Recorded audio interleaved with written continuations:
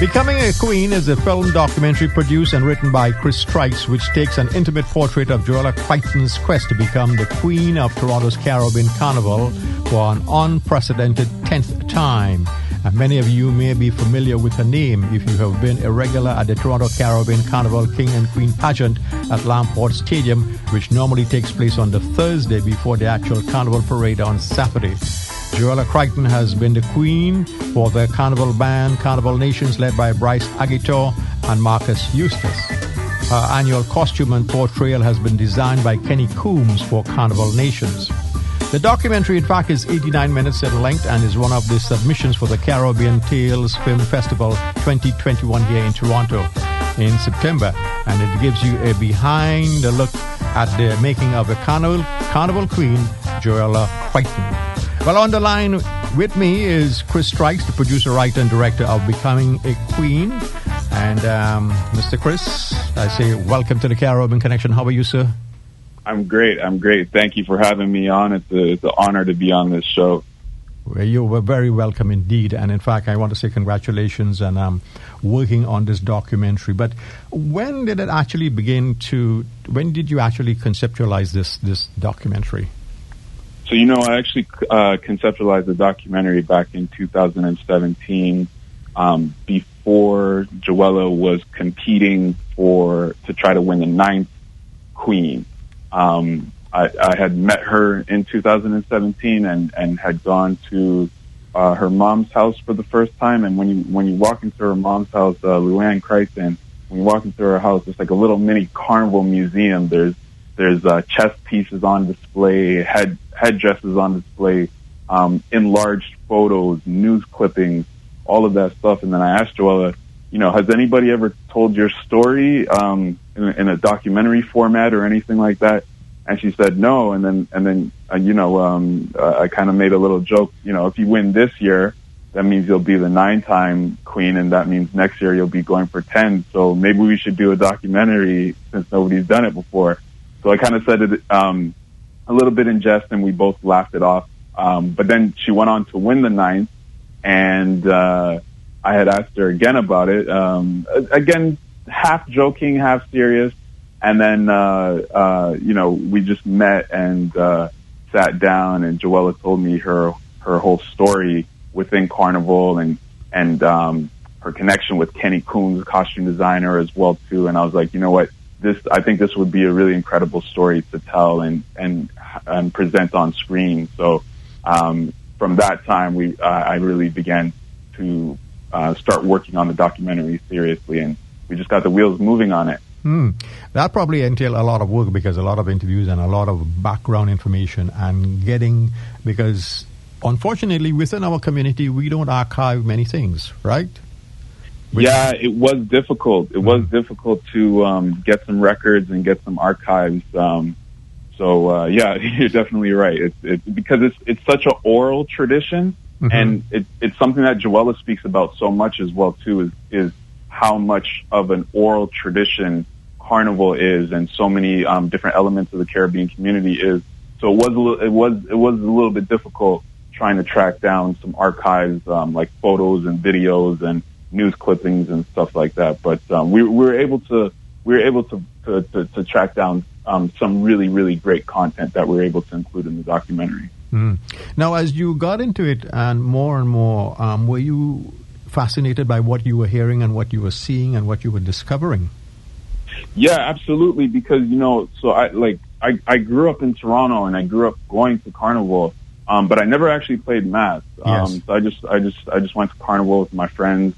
We just had a good time, and then as I got into film, I started filming Carnival as a videographer. But I'd only ever been there on the event days and never really seen the behind the scenes before. So in just learning about Joella's story, Kenny's story, and just learning about the history of Carnival as well too, through them, and also through Luann and through Mishka and through Gerard Weeks as well too, who's the former director of the FMC. Just hearing all the history that I didn't previously know about was really eye-opening for me, and it was always something that was an aim in this documentary to really present the historical elements of Carnival as well too, and to especially for people who are maybe not of Caribbean descent or are maybe second or third generations and don't fully understand the history and the significance that's around Carnival. So that was a very early decision that I made, that the history needed to be a big element of this documentary. So, just learning about it through hanging around the mass camp, hanging around Carnival Nation mass camp, and filming the shots and stuff like that. I learned so much, and it was just so beautiful just to see like how much work goes into it, but just also to the heart that goes into it. More than anything, it's just the heart, the passion, the family bonds, the generations, like grandfather or grandmother passing it down to father or mother, and then passing it down to son or daughter. Like just that in itself is just so beautiful to me. Yeah. Can I ask you, are you of Caribbean heritage? Yes. So my mom is from Jamaica and my dad is from Barbados. All right. Very good. Andre Grass father is from Barbados, his mother from Trinidad. Very good. Yes. And congratulations to him. Gold medal in the men's 200, and then bronze in the 100 and the 4x100. So congrats to him. Now, as you got into it, and you are now having an intimate look at the whole process of building a costume, and again, it is conceptualized by Kenny Coombs. And were you amazed how they put it together and how it is done on the final night? Yeah, absolutely. Like just seeing all the little intricate details, and just having learned from Kenny, like just all the little intricate details, and just seeing him just work so methodically on the costume. Like, there's a lot of stuff in there that like it's just like very, very methodical. Like he'll be like attaching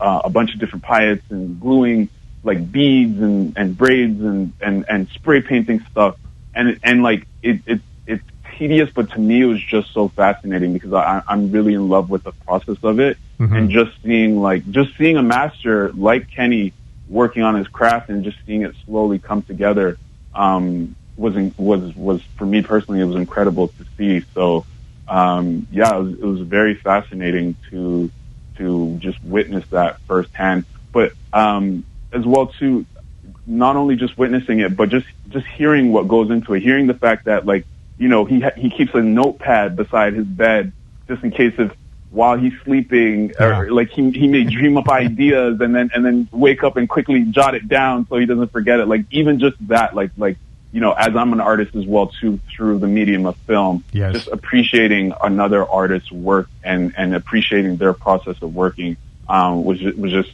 very special and very magical to witness. Okay, I'm speaking to Chris Strikes. This is the Caribbean Connection, Channel FM 100.7. He is the director, producer of the documentary Becoming a Queen. Now, while the film focuses on making of a queen, I understand you have decided to focus on the significance of Carnival to the diaspora and the racial prejudices from the wider Canadian community. Can you explain that to me? Yeah, so, there's a section of the film that does talk about the sort of views and the misconceptions that kind of happen around Carnival. And Joella shares a story about an experience that she had back in university where she was doing an essay on fine art, and she had spoken about costume making, basket weaving, and wood carvings and things, and the types of arts that we do in the Caribbean. And her professor had told her that, those are arts and crafts and those are not really fine arts. And then so, Joella asked the question, why is the art that we do in the Caribbean not looked at as fine art? Because for her, and I would agree with her as well too, it is fine art. It's just like, it may not be in the same medium or in the same form that maybe like European societies or North American societies may be used to or may be accustomed to, but that is our artwork and that is our craft, and it should be viewed as fine art, right? And then even just to fast forward to modern times, I also see, like, when I'm at Carnival, especially like the big individual costumes, like people are always taking pictures beside it and whatnot and posting it on Instagram, and just not really, like, because they're just looking at the spectacle of it and not really appreciating or fully understanding the story behind it. Yeah. I felt that it was really important to touch on that as well too, and to touch on like why this matters so much in our community, in our Caribbean community, in our Black community. Although the Caribbean is, as you know, it's very diverse, beyond only Black people, but like it was really important to give a voice to that, and to show that, like, no, we deserve a space here, and we deserve respect for our art and craft here. Our costume on Carnival is live art on the streets, theater on the streets, right? Exactly. Okay. Now, becoming a queen is more than amazing outfits of glamour and pageantry. You said in the film, which you will be presenting, it's more of a Caribbean identity and culture in the 21st century. Am I correct? Yes. Just elaborate on that for me. Yeah. So, because, like, you know, for many families who either grew up within Carnival, you know, as soon as one Carnival ends, you may take a little break, but then right away you're preparing for next year's Carnival, right? So this is not just something that people just think about in passing, like, oh, we're 2 months away from Carnival, or we're 3 months away from Carnival. Let's start thinking about it and let's start planning what we're going to do about it. It's like, no, people start thinking about this as they're cleaning up, you know, and as they're breaking down the current year, they're thinking about the next year. Yes. So it's just, you know, it's a year-round process. Like, even just soca music itself, right? The whole genre of soca music is essentially around Carnival culture, right? And soca music is the heartbeat of Carnival. And then even like earlier, there's calypso music as well too. The original type of calypso music is the heartbeat of what we do. And just creating this whole genre of music that leads up to this event, this one event that is replicated all around the world. So, you know, it's very much a look at our cultural identity, and as well too, because Joella's family and Kenny Coombs as well too, because they're of Vincentian descent. Mm-hmm. The film also takes a Vincentian angle as well too, and you know, we do go back into St. Vincent as well, and we have some scenes from St. Vincent that feature in the film as well too. That was going to be my next question, because I knew you went to St. Vincent, and although it is a Toronto production, you also went to St. Vincent, right? Yes, mm-hmm. Correct. Mm-hmm. Okay. The film itself is going to be part of the Caribbean Tales here in Toronto, right? Yeah, so it's going to be opening the festival on Wednesday, September 8th mm-hmm. at 7 p.m. So for all the listeners out there, if you haven't gotten your passes already, make sure you do go and get your passes for Caribbean Tales. We're going to be doing a live talk back before the film starts. So myself, Joella, Kenny, Derek Bryn, who was doing the music, who did much of the music on the film. Yes. Mishka's going to be involved in it as well too, Joella's sister, and Luann. So Luann Crichton, their mother. So join us for the premiere of the film, and get to hear from not just myself, but from the team as well too, and from those involved as well too, where you'll be able to ask questions in real time. Mm. What you came out of this whole process? What you took from it? You know, the main thing that I took from this is the amount of love and care that goes into this.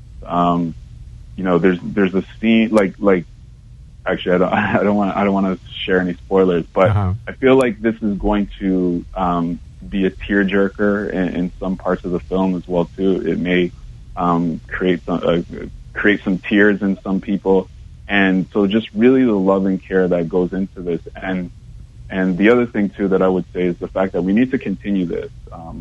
You know, unfortunately, specifically in Toronto and other parts around the world. We're now 2 carnivals in where we haven't been on the road, unfortunately, because of the pandemic. Yes. So, 2022 Carnival is going to be so important for the city, right? And not just for the city and all the economics around it and all that stuff, but just for the spirit of everybody who's longing for Carnival to come back and everybody who's missing Carnival to come back. Like, we really need to protect this event and continue to grow this event as well, too, so that it can continue to be the strongest iteration of Carnival that Toronto and Canada can put on. Okay. Finally, this documentary will be shown elsewhere internationally as well, right? Yeah. So it was actually premiered. It actually premiered in July at the Roxbury International Film Festival in Boston, Massachusetts. Right. And we are working on some screenings internationally. I can't share the details just yet, but we will be looking at having some screenings happening in the Caribbean and in the African continent as well, too. So I just can't share those details just yet. Very well. Very well. Chris, congratulations. Becoming a Queen is the documentary, and again, it will be part of the Caribbean Tales here. And when, again, it's going to be presented, do you know where it will be actually highlighted or filmed or shown? Which one of the locations? Yeah, so it's actually going to be virtual film festival, so people will be able to watch the film online. Again, it's a result of the pandemic going on. Unfortunately, the festival will be virtual, and it won't be able to be in person with everybody, but we'll still be present with everybody as well, too. So again, it's September 8th, Wednesday, September 8th at 7 p.m. Get your tickets at CaribbeanTales.com or CaribbeanTalesFestival.com, I believe the website is. And for all of your listeners, they're going to hear a very familiar voice in the film as well, too. Wink, wink, nudge, nudge. They're going to hear a very familiar voice that they already... I'm part of the soundtrack. I'm part of it. Well, I wasn't going to spoil it. I was just giving some hints. But, yeah, well, I guess having been one of the persons there for X amount of years doing the commentary, I guess you can't avoid it, right? You can't avoid it. You are officially the voice of Carnival. So you're the voice of Carnival, the voice of King and Queen. So... yeah, you do play a big part in the film as well, too. All right.